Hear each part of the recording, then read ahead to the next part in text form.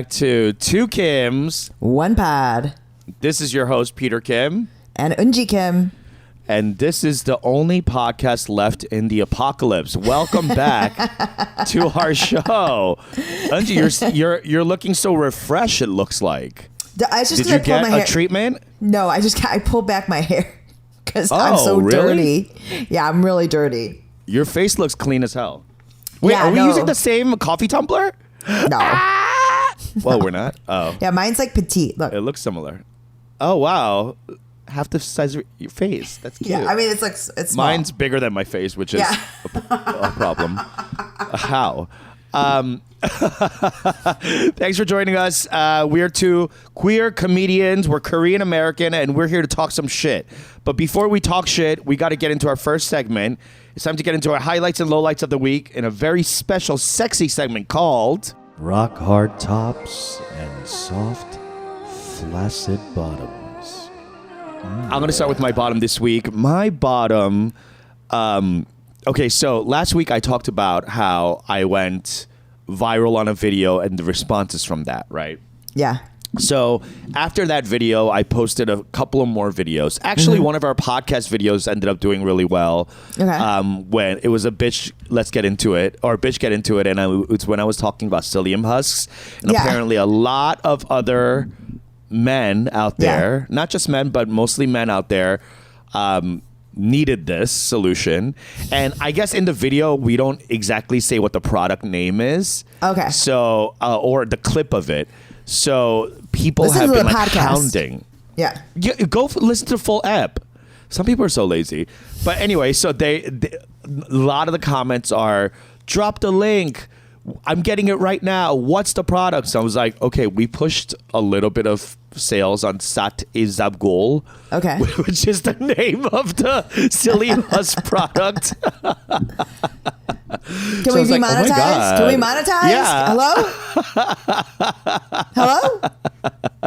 Am I a fiber influencer? Oh, shit. Never in my life. We're doing stuff for the gastrointestinal community. The gut health community thanks us. Absolutely. Yes. I mean, I have a Google alert for my name, and one of the press stuff about the performance at the Chosen Festival was, it must have been AI. I don't know who wrote this article. If it wasn't AI, thank you so much to the journalist, but they mentioned the fact that I have IBS more times than they say my name. Well, that is the headline for any Jewish American festival. That's good. IBS. IBS. And complaining about it. We're doing a lot for the upset tummy community. So, yes. Okay, so anyway, a couple of other things went viral. So, and when I say viral, like tens of thousands of views, which is for me not viral. Unless you hit 1 million, I'm like, whatever. Yeah. But so I haven't really gone viral yet. But a lot of these videos are doing well, and so I'm trying to like go into the comments and respond, right? Where people go like, "What product is that?" I try to put the product down, and even if someone is like, "Ka ka ka," laughing emoji, I try to write back, thank you for stopping by. Sometimes I'm like, should we make more? Like, open it up as a question. These are all like tactics. You got to engage to get that algorithm, baby. Yeah. Yes, and I'm really hoping the algo like helps, right? Or I'm helping the algo. So I'm sitting there like commenting. Yeah. Yes. Exactly. Who adapted who? Yeah, exactly. Am I the stray or yeah? So I started commenting back and forth, liking back and forth, emojis, little like witty commentary, right? Yeah. Just quips, and I'm going through all the comments, like hundreds of comments. What I didn't realize was that after I like commented, there's like a little gray bar at the top that says like comment added, right? Like that's TikTok's way of saying like, success, we've added your comment, right?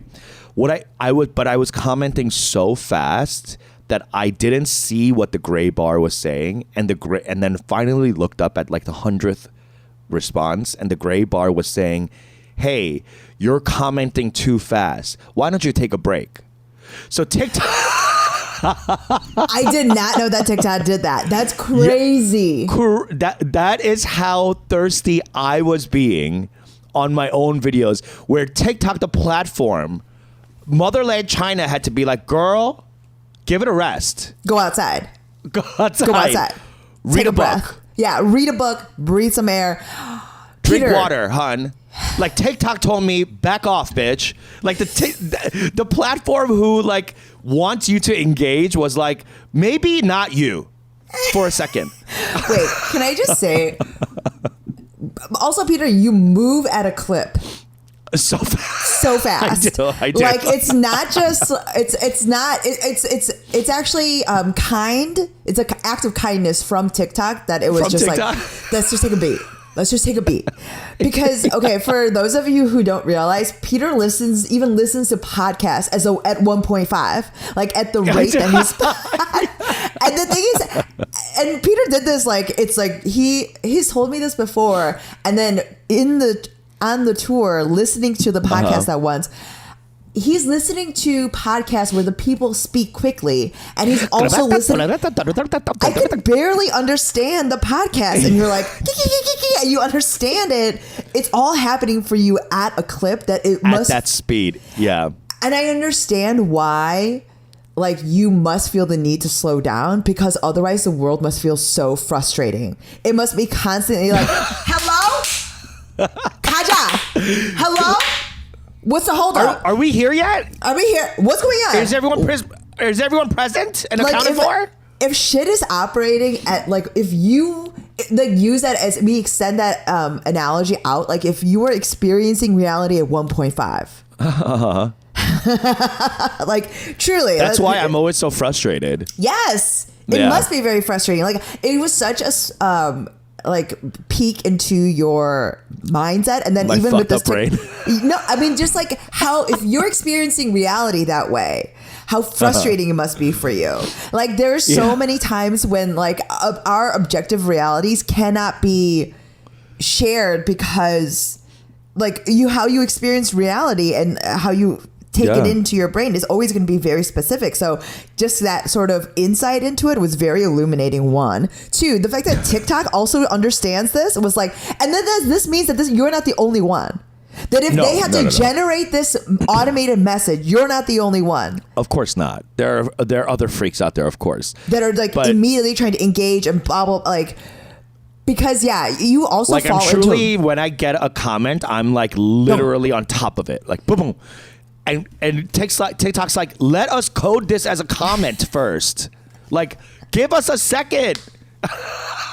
But it's like, it is. I mean, I've never experienced that. I've never. What, the comment? Like, chill out, girl? Because I also am so much more. I think I'm much more deliberate because I always like read the comment and like I'm immediately you don't liking. comment on everything? I do. I used to, especially when like the first couple of videos that went like whatever over 50,000, 60,000, whatever. Yeah. And now because there's so much of them out there, I don't even check. It's like it's too overwhelming, and I have a different relationship. And I also have a different relationship with it now. Like I can't engage with it in the same way because then otherwise you put your own life on pause. Like you kind of That's what I was doing. Yeah, that's like what I was doing. I wasn't breathing. I wasn't eating or sleeping. My hair stopped growing. TikTok was like, "Girl, your vitals. We're scared. Your hair stopped growing." It's truly like every single person that engages and is a content creator, like you do reach. I don't know if like people talk about it enough, but and I guess it's not relatable because it would only be other creators that would understand this. But just in general, even when you as a non-creative, non-creator or what have you, post something that goes really well, like your endorphin and dopamine hit, it feels disorienting. And so and because the thing is, the reality is that your life has fundamentally not changed. Now nothing has happened. Nothing has happened. And that's the thing, is like that's the relationship you get there with. Like it's like, oh, this is just one other thing. It is and it's not even the most important. No, And it's like sneezing. It feeds you so little and demands So much, especially mentally, physically. Yes. Absolutely. So like that's why. That definitely was a bottom for me to realize how, and the fact that like we started a series called Thirsty Gays, and it was on that video that TikTok was, because my whole thing was, oh, how brilliant. We're calling ourselves the Thirsty Gays. So literally anytime we do anything, we could just be like, we're thirsty. You know what I mean? Like if we comment, or if we're like, wink, hi, daddy, or like, ooh, you know, like, because we're gay, we're freaks. So we're looking at every man who comments and looking through their pictures. Good. You know? The bit is good. The bit can be consistent. The bit could go into the few ad nauseum. This is ad nauseum. Yeah. Ad nauseum. It's got legs. It's got legs. Yes. So the fact that TikTok saw me commenting and interacting and engaging, which it wants me to do, on a video series called Thirsty Gays, and literally told me, girl, too thirsty. You're parched. Go drink some real water. So that was a huge bottom for me. My top this week, I had a weird... I don't know if you've ever had this, but I went through a driving trance. Yes.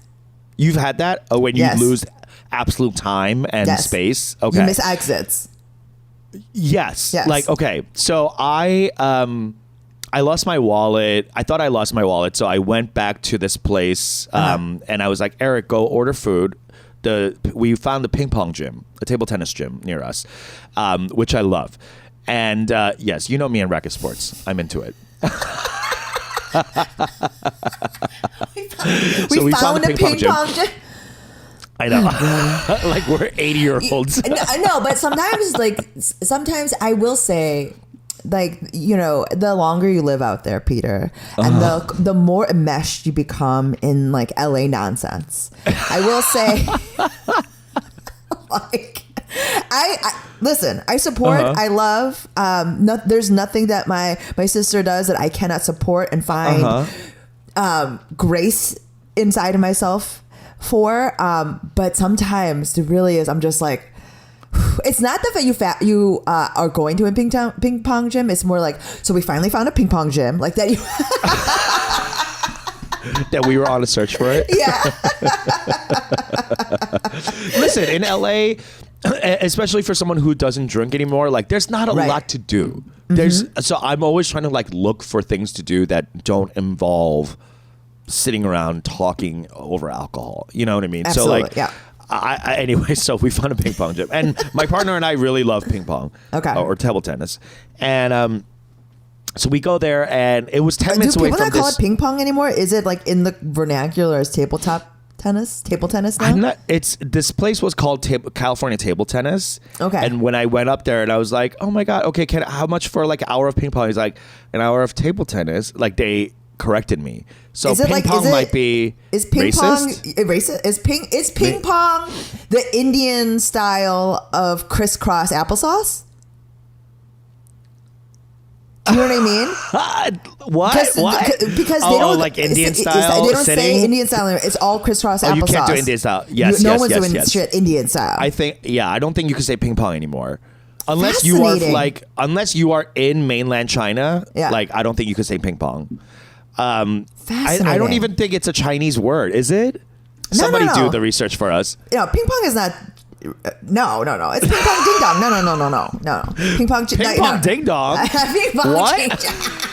It's like ping pong ching chong, like, you know, whatever. It must have been something like that. Yeah. You think that's what it was? It was like it's always table tennis, and racists were like, oh, y'all here playing ping pong. It's like how Peking was actually Beijing. It's like it must have been sounded like something they like Romanized it. Caucasianated.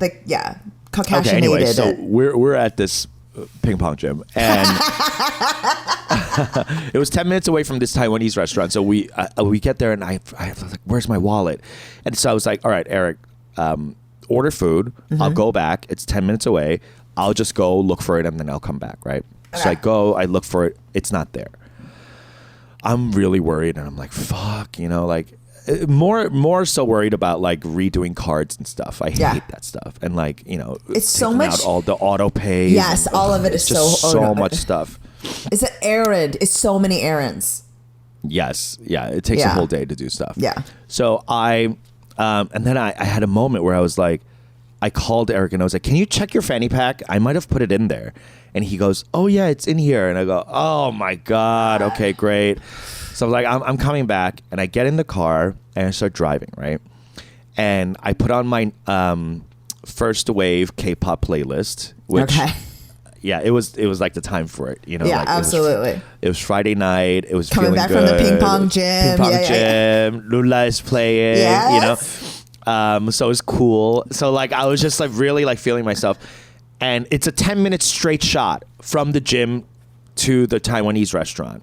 For some reason, I start having these like moments. Like I felt really happy.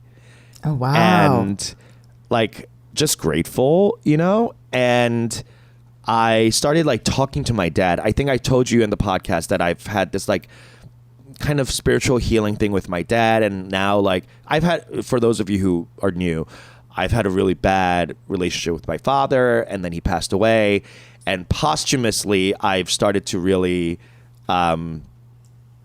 like fix that within myself and like rewire how I talk to him, how I, you know, how I address him and like whatever. So like nowadays when I have like, there's like a good thing happening to me, or like, you know, like I book something, or like I find a parking spot last minute, I'll be like, thank you, Appa, you know, like I'll thank my dad. And so I was doing that. And then I really start thinking about how this moment in time is not my own. Meaning, we all walk around thinking like it's my life, my experience, my memories, my brain, right? And as I was driving back, I started having this realization that like it's not mine. It's my dad's. It's my dad's dad's. Yes. It's okay. my ancestors. Your place in the cycle of history. Yes. Yes. That my moment in time of being so happy, coming back from a ping pong gym to going to like a restaurant and having just like a fun Friday night is not happenstance.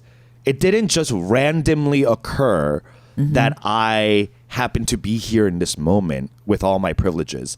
Like it was my dad's sacrifice. It was his dad's sacrifice. It was his dad's, his mom's, blah, blah, blah. It goes for generations and generations back, all in the service to my moment now.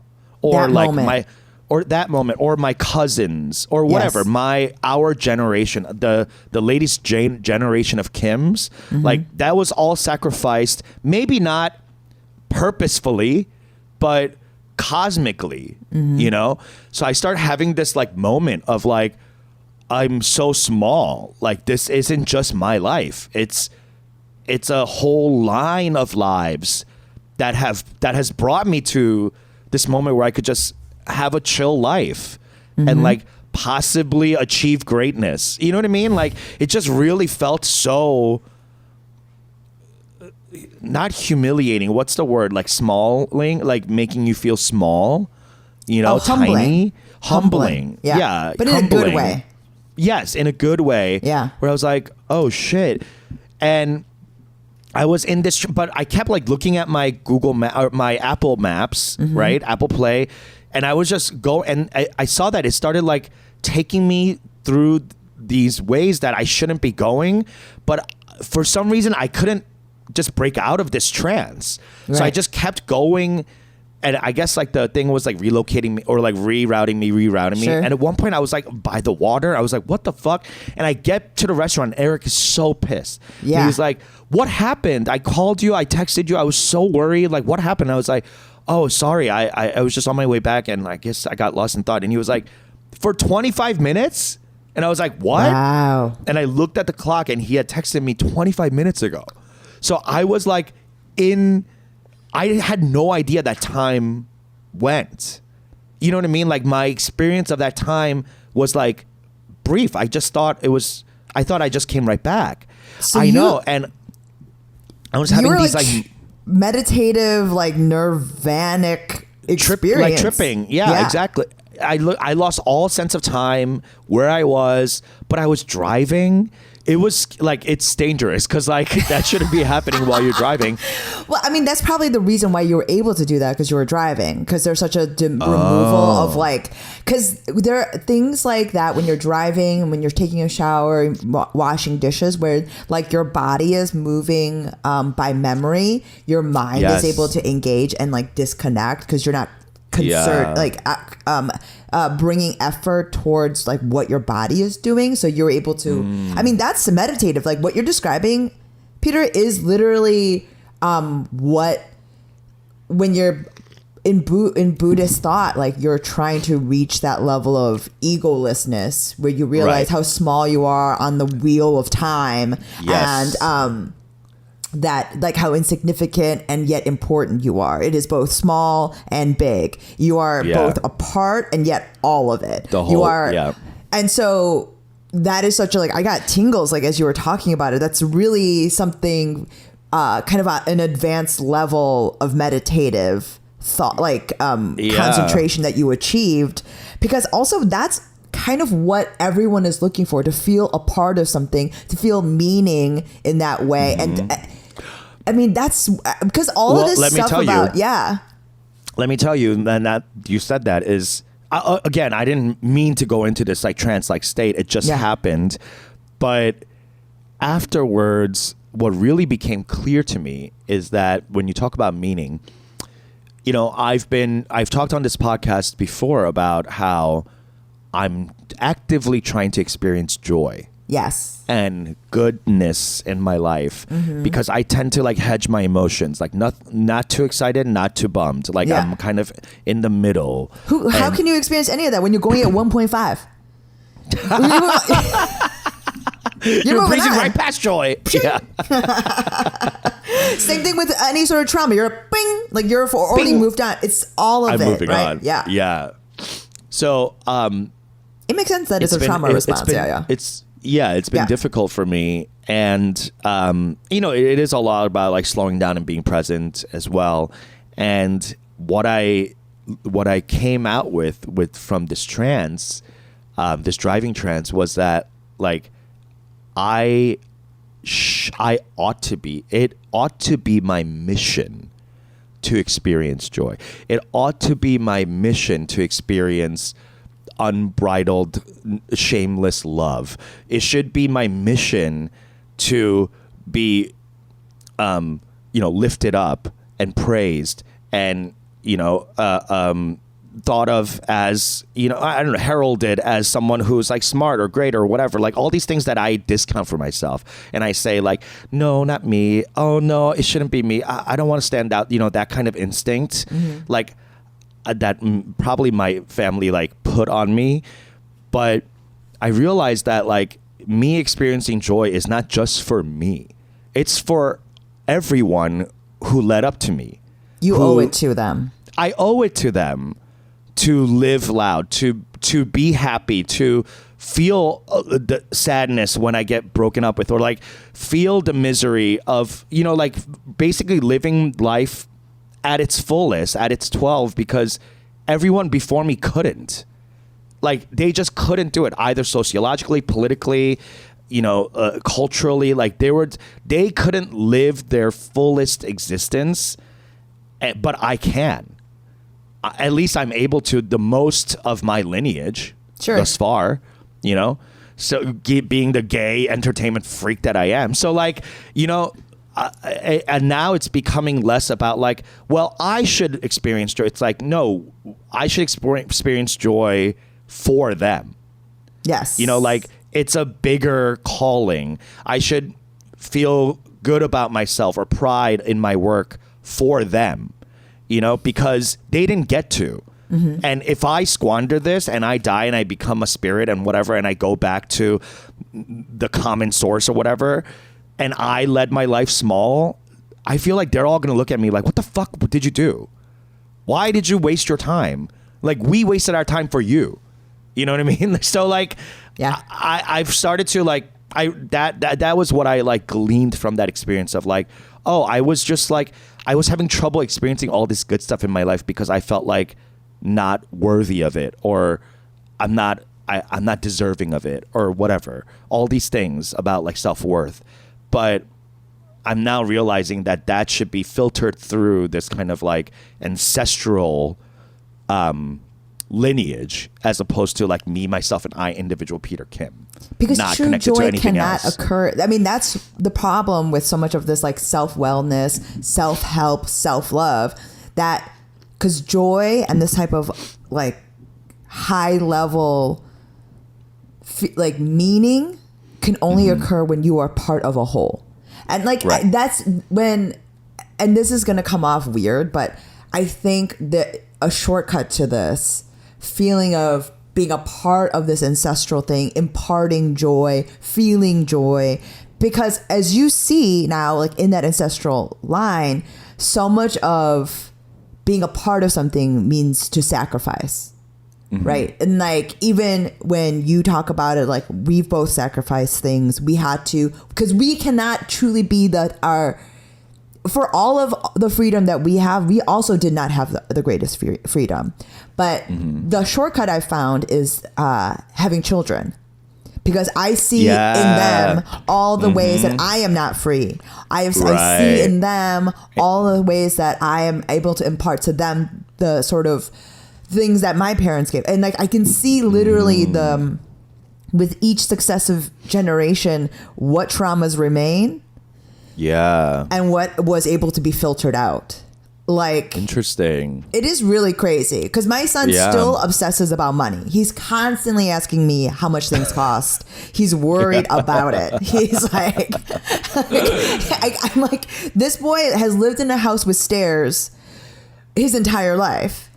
Like never lived in an apartment, never had to think about rent in this way. And he still worries about something being over $40. If something is over $20, it's crazy. It really is something. He's going to be rich. He's going to be rich. But I mean, like, but it's like, he doesn't feel any of that. And yet like that sort of, proximity to disaster is something that was passed on. Like, and I bet that's like some kind of osmosis that you and your husband don't even realize. But we don't talk. We don't even. Saying, Yes, absolutely. You know, it has you don't to even be. like.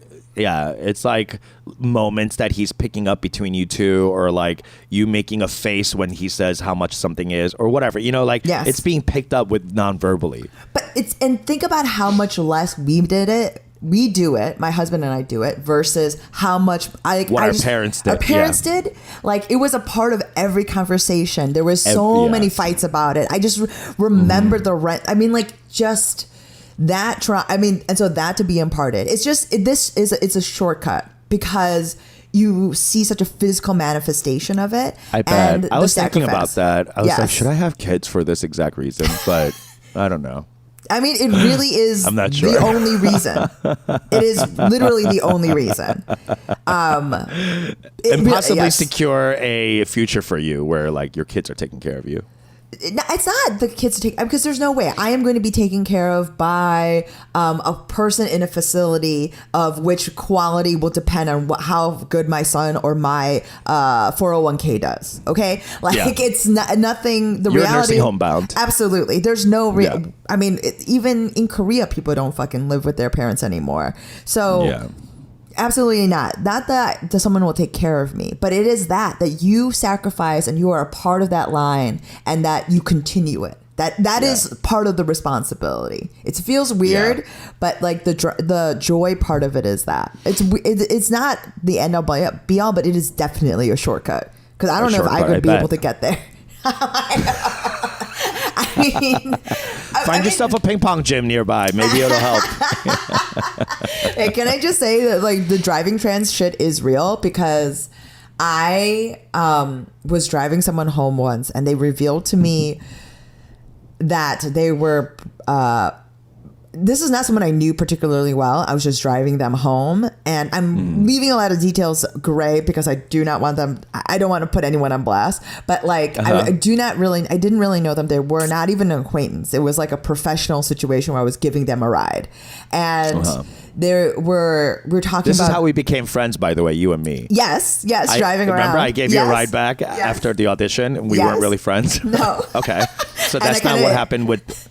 Okay. And so it's kind of like that, but I was driving her home and we were talking about having children, and she was like, well, she was kind of complaining about being stuck in this situation and still breastfeeding. And I was like nodding and understanding. And then she revealed to me that her child was 4. And I said, ew.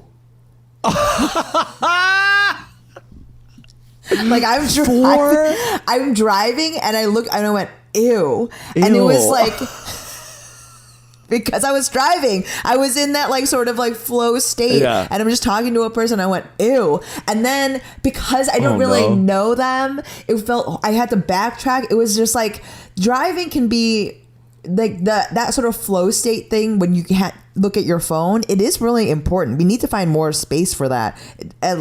For me, it was a mistake, but I'm just saying, like, don't have other people in your car. Yeah, you'll be saying shit you don't want to hear. You don't want to ever be caught saying.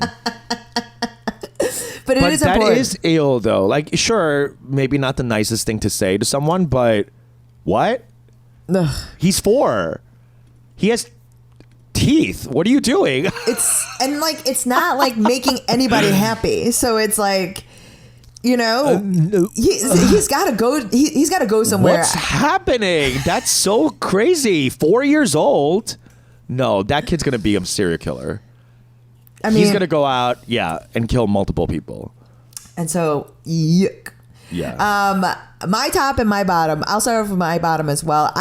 This week it has been a weird, like, kind of fuzzy week, right? Mm-hmm. It was like a fuzzy sort of like, I didn't have any shows. I think this is a huge part of it. I didn't have any shows this week, and I was crazy about it. I really was. That's very rough. Yeah, I was very anxious. I felt crazy. I mean, ultimately, it was better for me in my life because I like cleaned stuff up. I put things away. Like, finally, I was taking care of my home and like my space.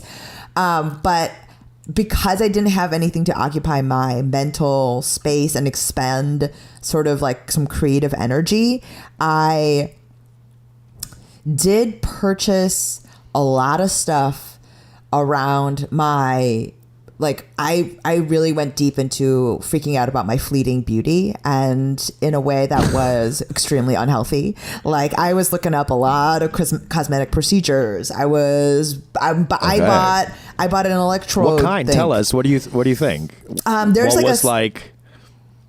So there's a thing where it's like a very small incision, very small level of like a facelift that's just like right here, and it's just a tiny little tuck. And I looked that up. I looked up various fillers that I could do. I looked up LED masks. I looked up electrode things like ding. I looked up every single type of like cutting edge. I'm talking about this shit is only available to women on the Upper West Side. Like these are experimental. Sure. Yeah. Lip lift, nose situations, supplements. Like, you went down a hole. I went down a hole in a way that was not only unhealthy, but like it's expensive, but also there's like plenty. I didn't buy that much stuff. I just bought this one thing, and that was like the electrodes stuff. It shocks your face. You have to do it on camera for us. It shocks for your face. For a Patreon. Yeah. It shocks your face. We just need to see that. It shocks your face into staying young, because it's like, I'll fucking electrocute you, and your skin's like, okay. Please, your face stop. muscles are like, stop. We give up. I like truly You're just stressing your face out? Is that what that is? I truly did. And the thing, what's even crazier is that, like, I'm freaking out about this. And the number one thing I could do to help my skin and stay young is drink water. And I did none of that. You won't do that. I absolutely will not. I will not. I took a shot of water yesterday and I was like, ugh. did not like it. Wow. Look how, Have you? look how white, are look how you? white my tongue is. Yeah, you look thirsty. Is that? Are you?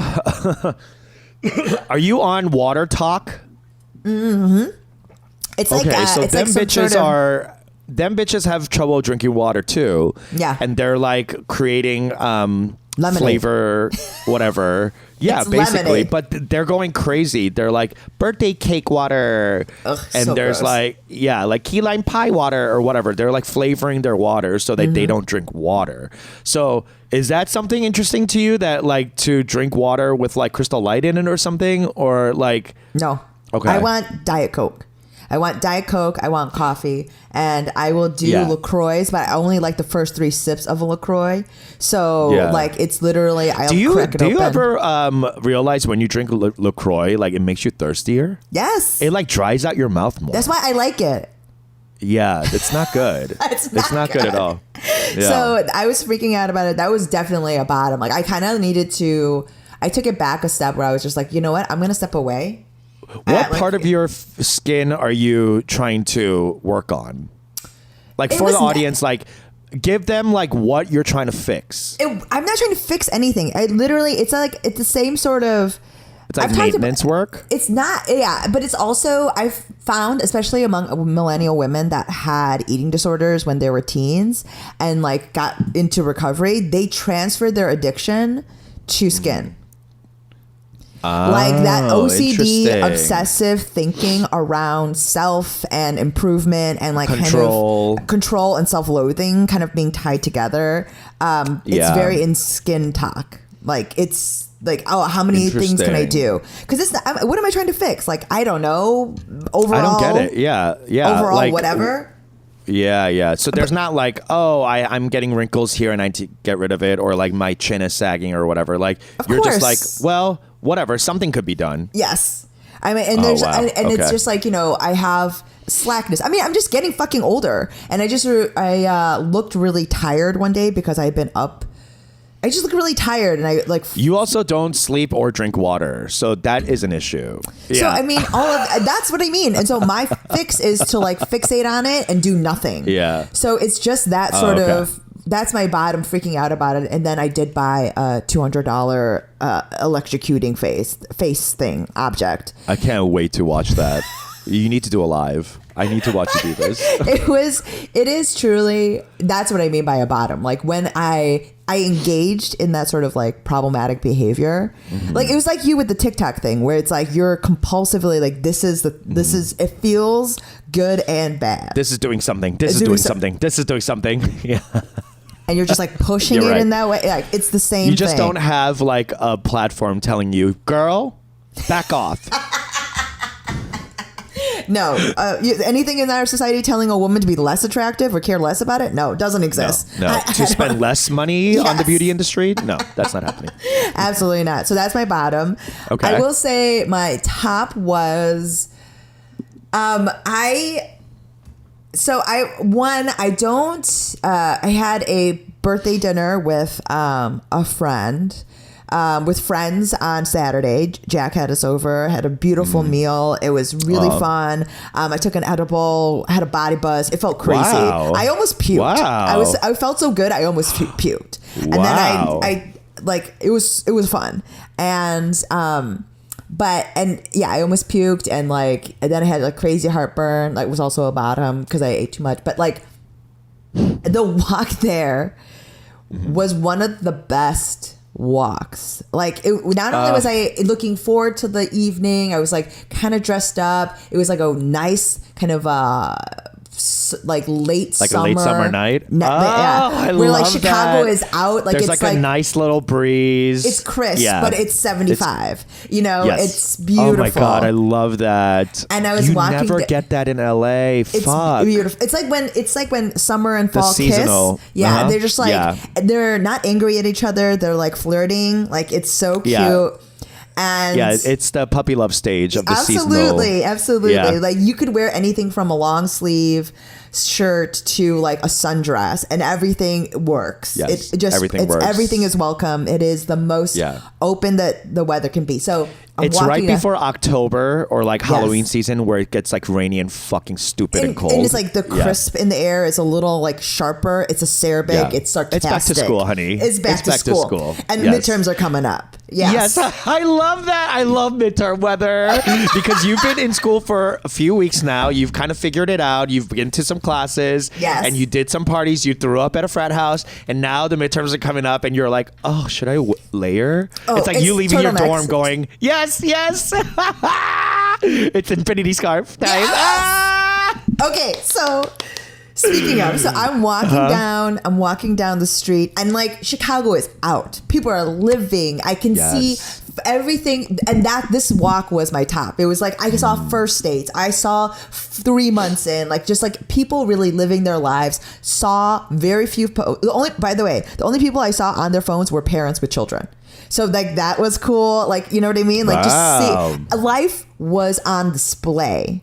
Yes. And it's so exciting because it's especially post pandemic. I just feel like we are oftentimes a lot more, unless you're at like an event or concert, which are so aggressively like life on display and humanity. This was just like people are out. People were like having fun. And so this is the best part of the walk. I'm loving it. The people watching is just beautiful.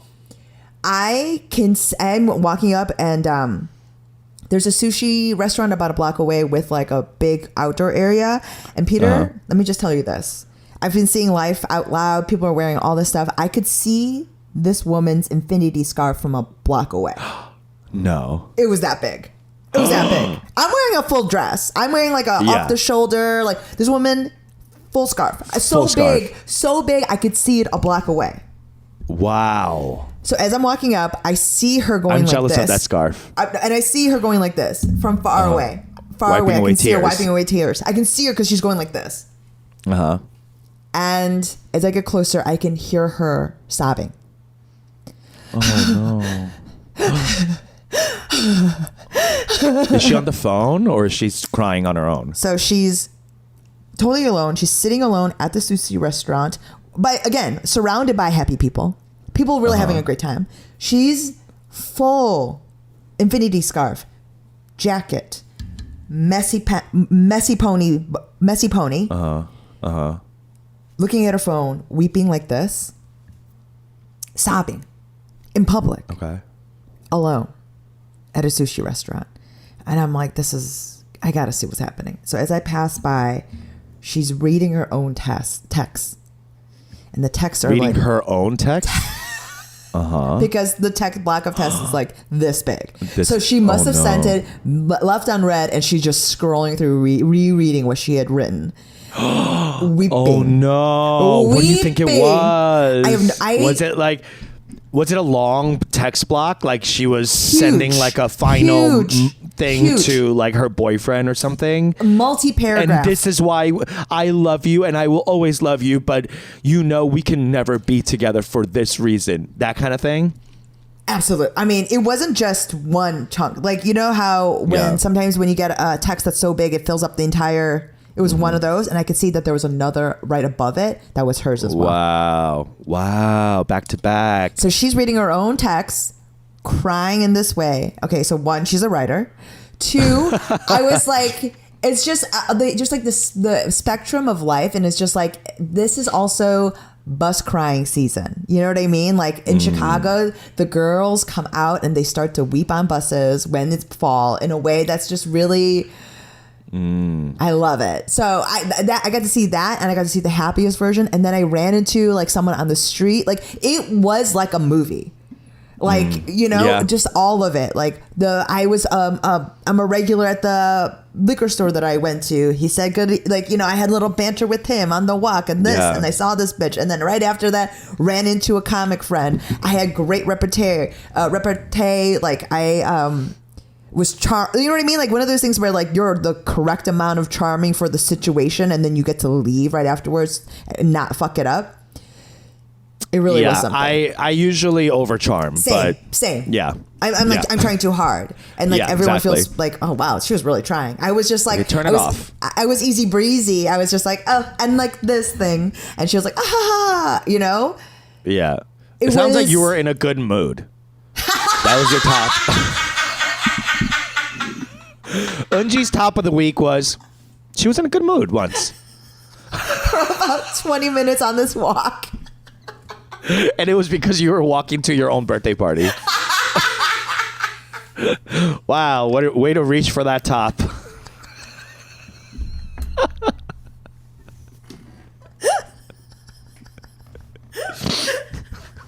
Thank you for sharing as always.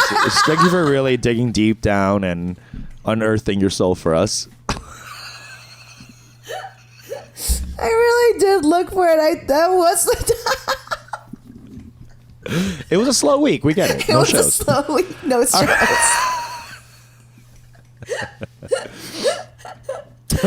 You got my ass. All right, let's move on. No, it sounds really nice. I know what you're talking about. Like that perfect fall. Yes. Okay. Wait a second, Peter.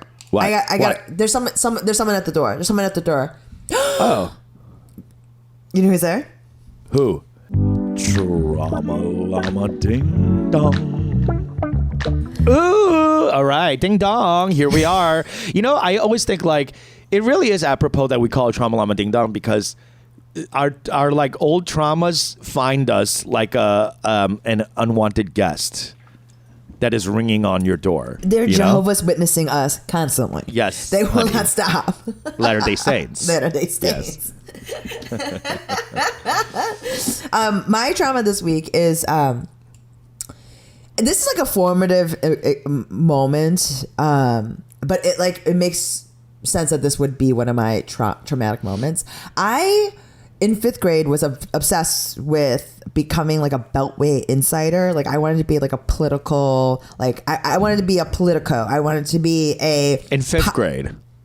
Yes, I wanted to be like You're a power 9. broker in Yeah. Washington. That was like my dream. I was really into like because it was also like Clinton era. Like this is when politics was sexy. Politics became entertainment.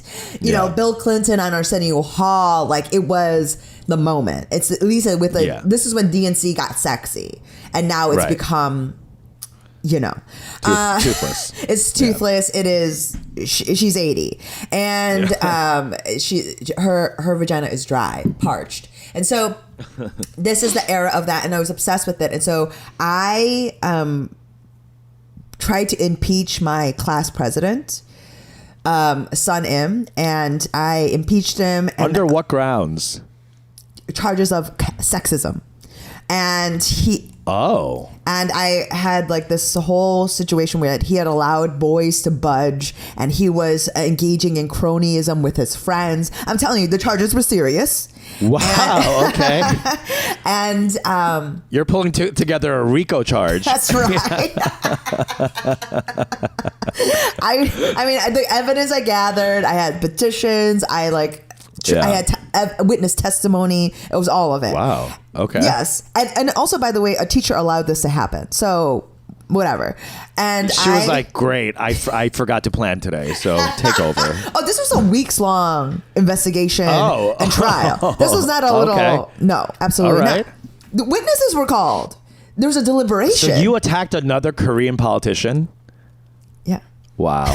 Wow. And like most Korean politicians, he was corrupt. And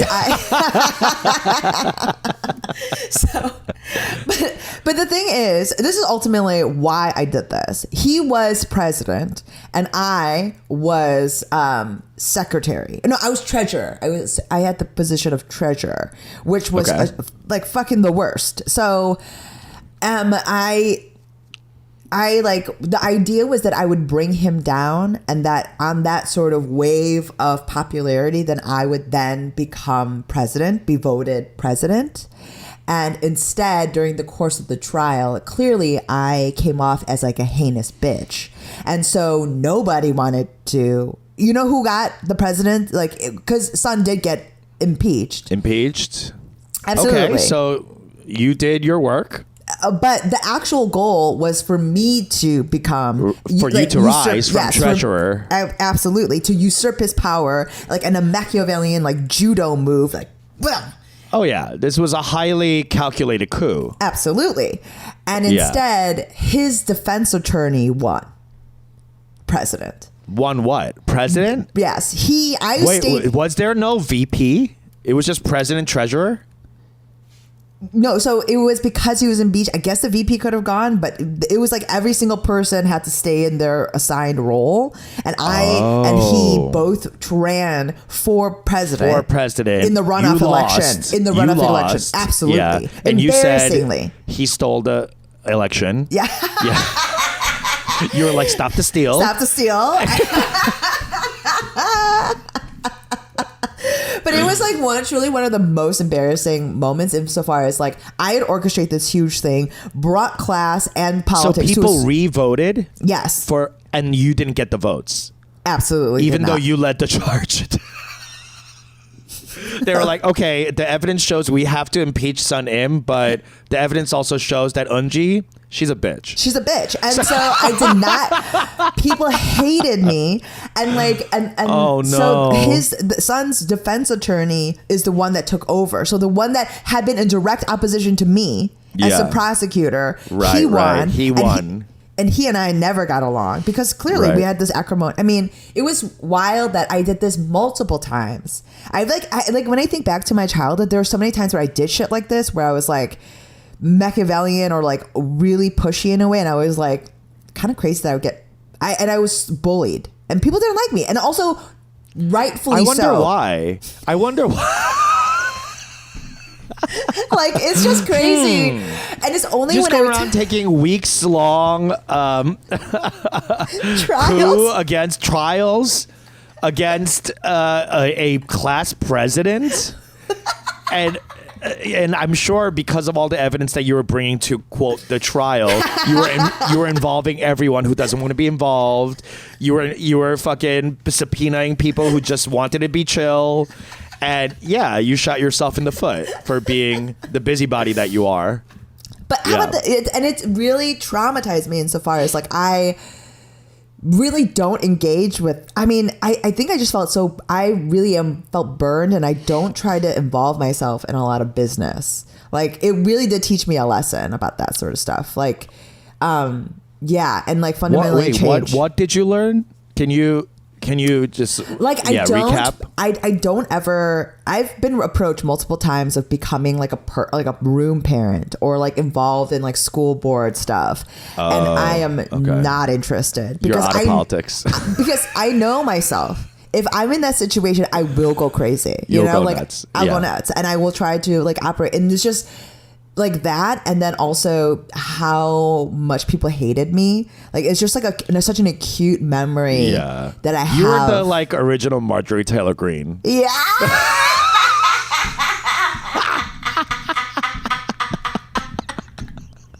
Let me tell you, people are like, she's psycho. But she kind of makes sense. She does. I mean, there's plenty of stuff that it's like you gotta take the good with the bad. Just saying. She's talking about a holistic approach to health. I don't think there's anything wrong with that. You're right. Wow. My Chamalama Ding Dong, this is something that I actually haven't told anyone because it's something that not even you, like all this time that we've known each other, I think mostly because I shove it away and it's not like at the forefront of my brain, but this is also a gay trauma. Classic. When I moved to San Francisco in 2005, I was desperate to come out. Sure. That's actually why I moved to San Francisco. Absolutely. You had to. Yeah. You had to because there was full of Asians. Was that a conversation you had with yourself internally? Like, I'm moving here in order to come out? Or did you not even have that conversation? It was so subconscious and instinctual, like a moth to a flame thing? Or did you have a...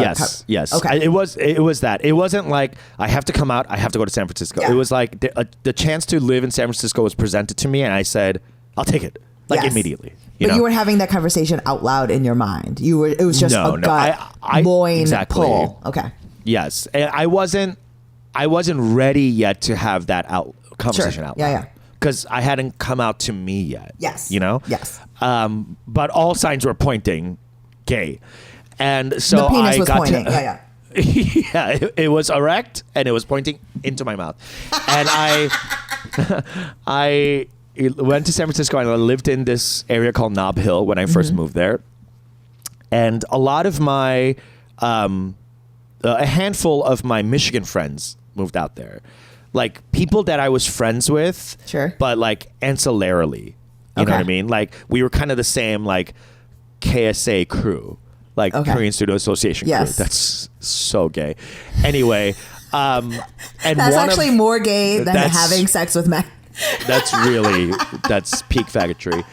And so there was this theater called Nob Hill Theater down the street from me. And it was an old theater that was in like the 60s or something. That was transferred into a like XXX gay movie theater. A porno theater. So like a gay porno theater. Okay. Where you can go in, you could sit there, you could jerk off, whatever, you could hook up. There was like a cruising thing downstairs where like peep show style where you put in a quarter and then it rises or whatever. Yes. Very old school, like think Times Square in New York City in the 80s. Yeah. Right? And 70s and before Giuliani. Yeah. So this is exactly. And this is what 2000 and what in San Francisco? 4 or 5. 2004 or 5. Wow. So in the millennium this is happening. Yes. In the new millennium. Yes. Okay. Exciting. Right after I graduated from college, and I was like, I need to get away from these Koreans. Absolutely. So I went to San Francisco to be around gays. And there's this theater called Nob Hill Theater. And I was like, okay, I've heard about this theater. It's like very in the gay like lexicon. It is a historical place, right? So how did you hear about it? Were you like looking it up or? Yeah, like gay places or like gay bars or when you like Google gay bar. Sure. So you were doing that, but you still hadn't come out. I was doing that, but I still had doubt. I was like, am I gay or am I trying to like not be gay? Like, what is it? Like, do I have to expose myself? Like I was going through so many like things. And the Nob Hill Theater, it's a cruisy place. So before you come out, you might... I don't know if cruising is still around because of Grindr, but and Scruff. But before Grindr and Scruff, gays used to cruise, which is like you would go to like different public areas or like porno Peter, theaters. I didn't even think about that. Right, like that's such a huge part of gay culture that's kind of being lost. Yeah, eviscerated from the apps. But I guess I mean bathhouses and like still. I mean, there's still steam rooms. It still exists. Yeah, it still exists. Yeah. But I don't think Gen Z really. Fuck with that. I don't even think they're fucking. They're all sides. They all like to like cuddle and jerk each other off. So I'm like, whatever. But they're all mashed potatoes. Sides. They're all mac and cheese. Like fucking stuffing ass. Yeah. And they are stuffing ass. Now hello. So so Nob Hill Theater was one of these like vestiges, and when I moved to San Francisco at that time, Craigslist was still popular. Grindr was just becoming, apps were just becoming a thing. Like iPhone 3 hadn't come out yet. That's how long ago this was, right? Yes. So I was still using flip phone, you know, whatever. So that razor. Exactly. So I went to the Nob Hill Theater, and I remember like I passed by so many times because it's like on my way down to the like train station, so I would always pass by and see like the performers that were dancing that day and blah blah. I'm like, oh god, I want to go one day. I want to go check it out. But I was always so afraid, right, of like I don't know, like being caught in there or something. Like I always like harkened back to Paul Rubens. Yes, I was gonna just say like the Pee-wee. Yes. Yes, and he was jerking off at a porno theater. It's like that's where you jerk off. That's what it's called, a porno theater. That's why. You're like just he's not at a fucking AMC. Thank you. Like, yeah. Oh, even though that would be Nicole great. Kidman. Absolutely. I mean, but those couches, those like those. I mean, we could have done that for them, but yes, I remember that controversy, and it and it ruined his career. Yes, right? it was really like did. the first cancellation of my like history. Right. So like that culture, that's on my mind, on my shoulders.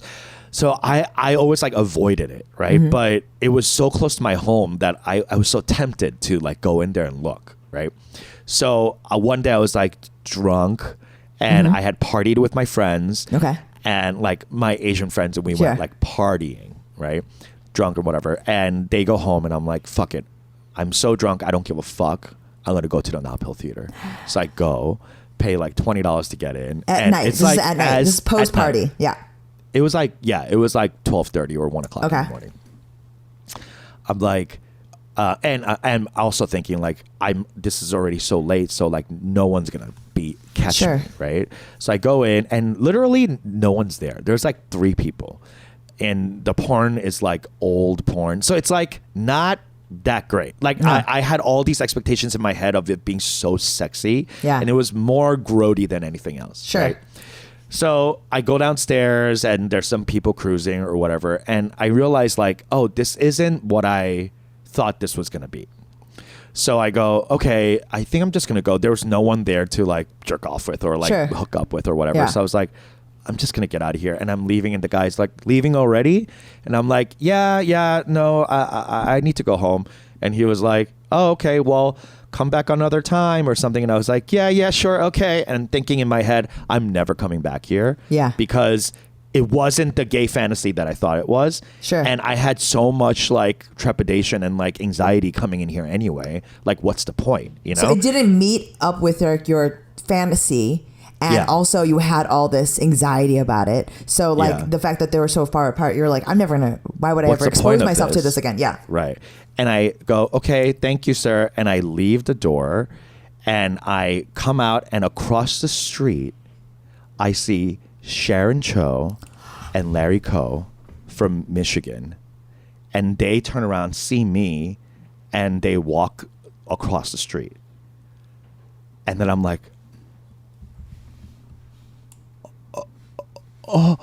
Did they see you? Did you guys make eye contact? I think. Now, my heart drops to my asshole. Yes. And I'm like, oh my God. And I like walk home, and I'm Yeah. going, holy shit, what the fuck? And then every time we hang out, because I'm hanging out with my straight friends. Yeah. So like I see them almost like every week, and they're like giving me like cold shoulder, not really like, I'm like, hi. They're like, were you hi. close with them, or were they like just circle friends? Circle, like I would never hang out with them one-on-one, but we Yes. always hung out like with the same okay, people. okay, yeah. So I'm like, oh my God, did they tell someone? Did they tell my closest friends? Are they gonna hold this over my head? What the fuck? So like for the 5 years that I lived in San Francisco, I thought that they had caught me. And I just never brought it up. They never brought it up to me. I never brought it up to them. It was just, I was just carrying that around, that shame and that guilt of like being found out. But then every year that went by, I'd be like, why aren't they saying anything to me? Why aren't they bringing it up, and etc. And now that we're like, whatever, 10, 15 years out of that, Yeah. I'm realizing that they probably didn't see me. No, they couldn't have. They probably didn't see me, but I assumed they saw me. Did that dictate your behavior? Did you ever go back there? Yes. Did you ever go Never. back? Never. Are you Because of kidding me? that. I Because of that. avoided that place. I would like go like specifically the long way around, just in case someone else was around. You know what I mean? Like to catch me there. Peter, heartbreaks. I Oh know. my It God. was so heartbreaking. I was so scared because I wasn't ready. I Sure. wasn't ready to like talk about it. But I had been found out, and I thought they were talking about it, and I thought all my friends knew. So I started like distancing myself from my friends, and right then I started doing comedy, and that's when I came out, when I started doing comedy. Yes. So when I started doing comedy, I stopped hanging out with them, like all the Asians. Sure. And because why would I? Yeah. Like they're not doing comedy. So I got like I fell into the comedy world, and then we just grew apart. And I never talked to them again. And then when I finally came out, my friend Jason was like, "Oh yeah, Larry and Sharon found out you came out," and I was like, "Okay." And they were like, "Yeah, they're very happy for you." And I was like, "Oh my God, Okay. Oh fuck. Oh my god.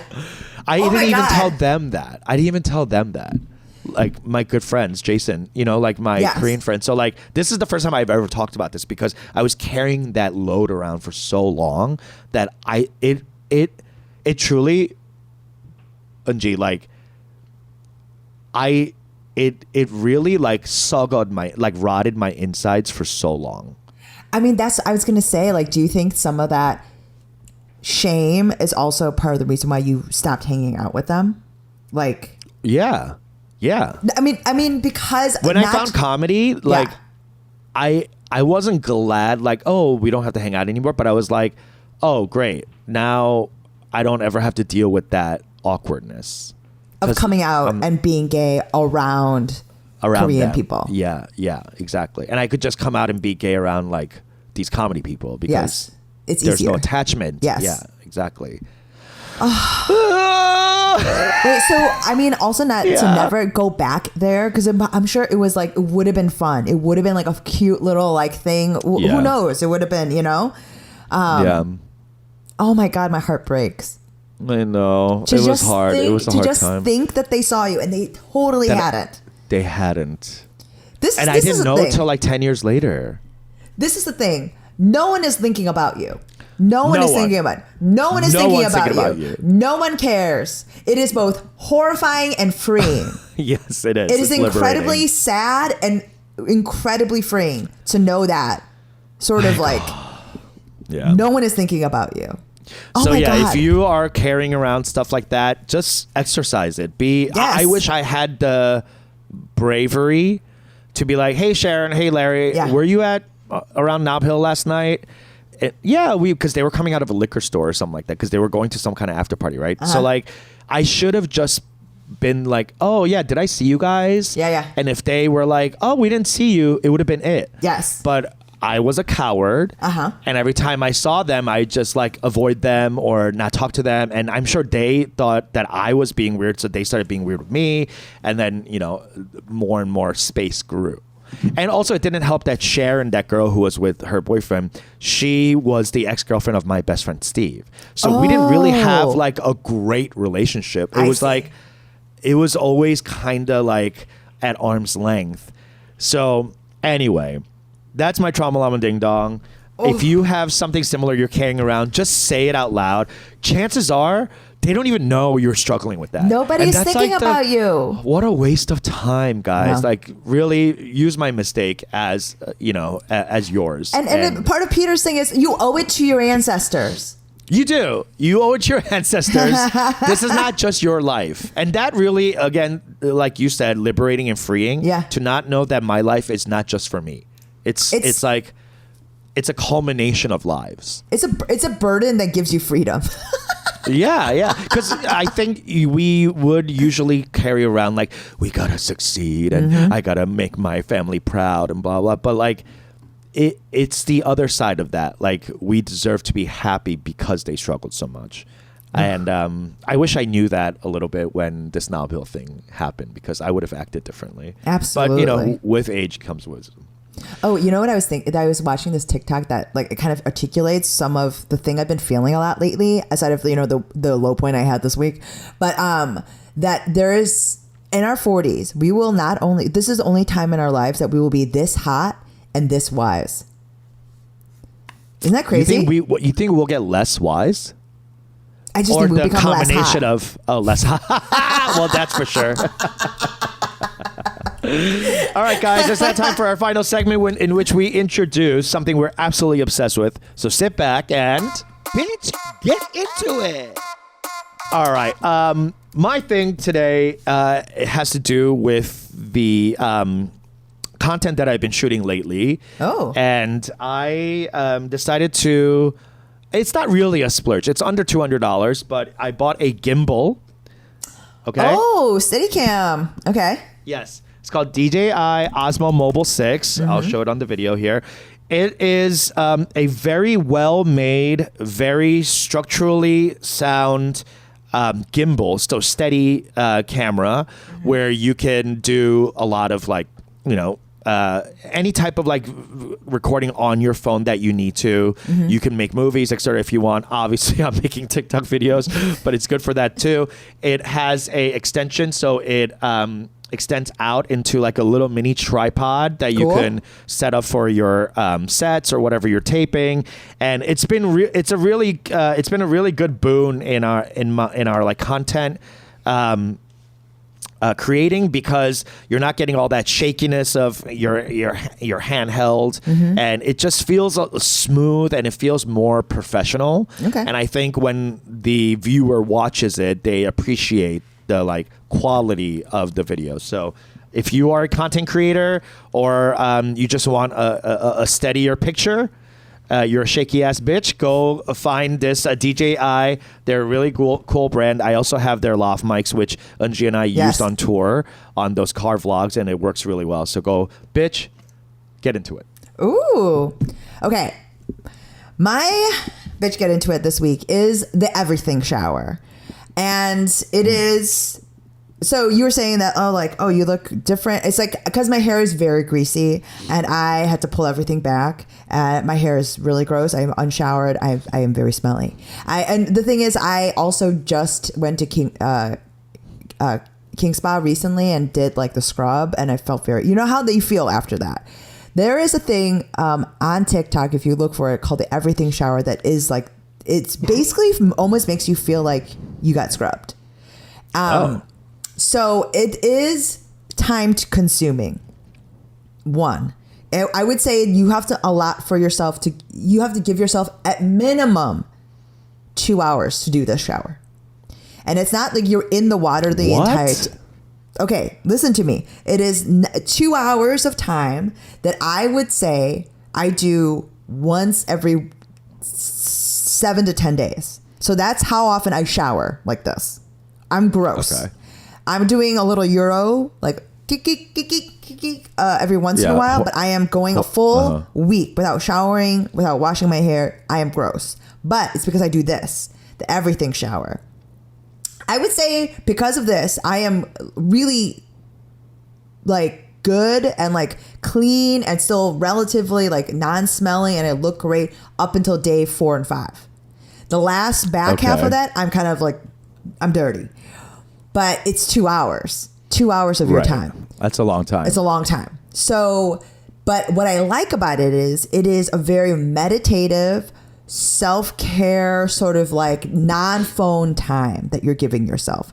So the everything shower means that you are scrubbing beforehand. So like you do a AHA, like kind of chemical peel on your body. You like scrub on, it's not like a scrub, like a thing. You either dry brush or you do a chemical sort of exfoliation. Then you get into the shower. You do like a whole situation. You do regular cleanse, a glycolic cleanse, and then you oil your body. And then you come out. Yes, I'm telling you, this is time consuming. So you're actually in the shower probably a half hour. And then afterwards, it's a whole body regimen where you are retinol, another glycolic, like peel thing, collagen, hyaluronic acid, all over your body. You're treating your body. On your ass? Those are all face stuff. Is Were it? you putting on your butt? Yep. Butt and your back and all that? Back, neck, cooch. Armpits, all of it. You're putting retinol on your armpits? Not my armpits. I put everywhere else though.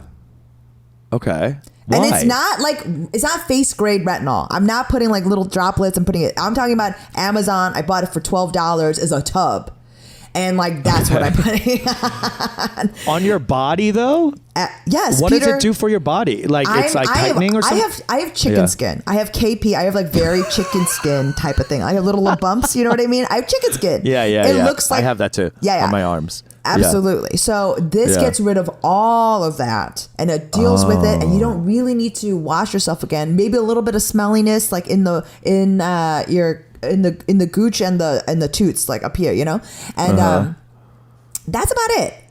The bum, I sometimes give it like a little wipe through, but like it's the time, the fact that I'm not on my phone, you're just taking care of your body, and you're also like something about the rubbing of like the absolutions onto your body, and like I'll give myself a gua sha sort of thing here, like opening up all your like sort of your chest area, and like getting rid of like going to the lymph, the toxins.